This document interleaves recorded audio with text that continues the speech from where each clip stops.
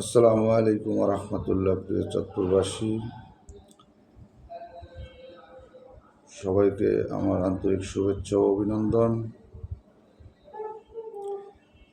শেখ ফরিদ আহমেদ মানিক চাঁদপুর জেলা বিএনপির শোকজ সভাপতি এবং মাদক ব্যবসায়ী, ক্যাকড়া ব্যবসার আড়ালে মাদক ব্যবসা করে। তো আপনাদের কাছে আমার বিশেষ অনুরোধ থাকবে এটাই যে 5 আগস্টের পর মানিকের যে অত্যাচার, যে ভয়াবহ রূপ চাঁদপুরবাসী দেখেছেন, এখন কিছুটা শিথিল, কারণ সামনে নির্বাচন, ভোটের জন্য মানুষের সাথে ভালো ব্যবহার করতেছে। তো আল্লাহ না করুক কোনো কারণবশত যদি সে চাঁদপুরের এমপি হয়, তাহলে জয়নাল হাজারী, শামীম ওসমানকেও সে পিছনে ফেলে প্রথম সারিতে আসবে মাফিয়া মানিক। তো এই মানিককে, তো ওই মাফিয়া মানিকের রূপ দেখার আগে তাকে প্রতিহত করুন, তার বিরুদ্ধে সবাই প্রতিবাদ গড়ে তুলুন। সে যে একজন প্রকৃত মাফিয়া, এটা তার প্রমাণ সে 5 তারিখের পরে চাঁদপুরবাসীকে দিয়েছেন। চাঁদাবাজি, দখলবাজি, চাঁদপুর জেলায় বর্তমানে মাদকের সয়লাব, বিভিন্ন ইউনিয়ন, ওয়ার্ড, জেলা, উপজেলা, পৌরসভায় সমস্ত মাদক ব্যবসা নিয়ন্ত্রণ করে কাদের ব্যাপারী ভাতিজা, আর এদিকটা মাদক ব্যবসা নিয়ন্ত্রণ করে আক্তার মাঝির আত্মীয় স্বজন।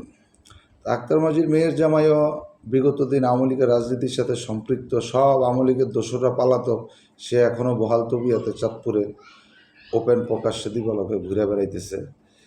তো যাই হোক, বিএনপির হাই কমান্ডের কাছে আমার বিশেষ অনুরোধ থাকবে, এই মাফিয়া মানিকের কারণে দলের ভাবমূর্তি নষ্ট হচ্ছে। এই মাফিয়া মানিকের জন্য চাঁদপুর 3 আসন বিএনপিকে হারাইতে হবে। তো এখনই সতর্ক হওয়া উচিত। বিএনপির হাইকমান্ড জনাব তারেক রহমানের কাছে বিশেষভাবে অনুরোধ থাকবে, এই মানিকের ব্যাপারে সুস্থ দলীয় তদন্তের ব্যবস্থা করা এবং দল থেকে আজীবনের জন্য বহিষ্কার করা। তাকে তো শোকজ করা হয়েছে, সে তো শোকজ সভাপতি কুত্তা মানিক এবং হিরো ব্যবসায়ী হিরো মানিক, তার নতুন টাইটেল হলো হিরো মানিক। তো একজন মাদক ব্যবসায়ী যদি জেলার সভাপতি হতে, সেই জেলার অবস্থা কি হবে এটা আল্লাহই ভালো জানে। ঠিক আছে, তো যাই হোক, পুরান বাজারের সাখাওয়াতকে আবারও বলবো, তোমার কাছে যদি কোনো এভিডেন্স থাকে, তুমি 1 বার না 1000 বার নিউজ করো, নো প্রবলেম, কোনো সমস্যা নেই। তবে তুমি এটা প্রমাণ করছো যে তুমি মানিকের অবৈধ সন্তান। তুমি তো ডেন্ডিখোর সাখাওয়াত বলে পুরান বাজার এলাকার সবাই চিনে। তুমি ওই যে এই কাতার কাদির, ওর টাকায় তুমি চলো, হ্যাঁ, ওর টাকায় তুমি মাদক খাও, ওর টাকা ওরে তুমি দলে ভিড়াইছো, ও পোস্টে ছিল, আজকে আমি নিউজ করছি। তো যাই হোক, ভালো থাকবেন। চাঁদপুরবাসীকে আবারও বিশেষভাবে অনুরোধ, এই সন্ত্রাস, চাঁদাবাজ, মাদক ব্যবসায়ী মানিকের বিরুদ্ধে আপনারা রুখে দাঁড়ান, মানিককে প্রতিহত করুন।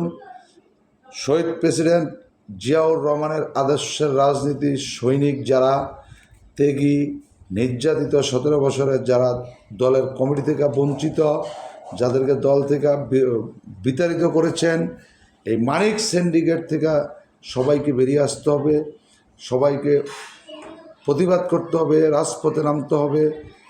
মানিককে কোনোভাবেই ছাড় দেওয়া যাবে না, কারণ মানিক নিজেই একজন মাদক ব্যবসায়ী।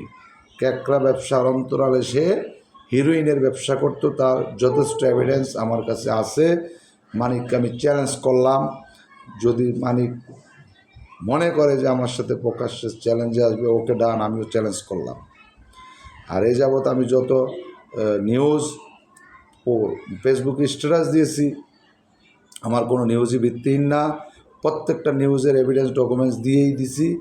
চাঁদপুর জেলায় আওয়ামী লীগের কত % কোটা বিএনপিতে আছে এইটা জানতে চায় এই হিরো মানিকের কাছে, কারণ এমন কোনো ইউনিয়ন ওয়ার্ড বাদ নাই যে মানিক আওয়ামী লীগের লোকজনকে কমিটিতে না আনছে। সমস্ত নিউজ আমি দিয়েছি, আমার ফেসবুক পোস্টে আছে, আপনারা দেখে নেবেন। সবাই ভালো থাকবেন। আসসালামু আলাইকুম রহমতুল্লাহ।